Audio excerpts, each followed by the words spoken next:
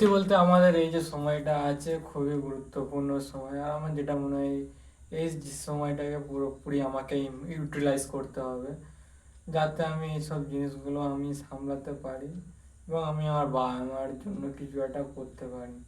I think আমি মেডিটেশনটা এইসব করা ছেড়ে আমি এইটার পিছনে লাগাবো কি আমি জীবনে কীভাবে সাকসেস পেতে পারি, না আর বাবা মাকে কী করে খুশি রাখতে পারি।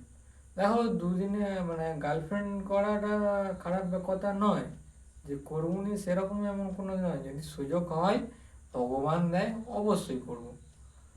কিন্তু হ্যাঁ, আমি এখন খালি আমার দুটো জিনিসে ধ্যান লাগাবো।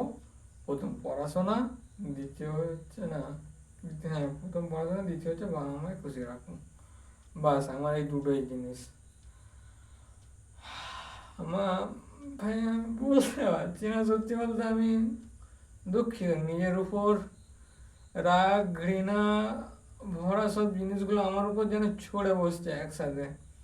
আই থিঙ্ক এটা একটা ম্যাচুরিটির জিনিস, যেটা আমাকে মনে করিয়ে দেবে ভবিষ্যতে।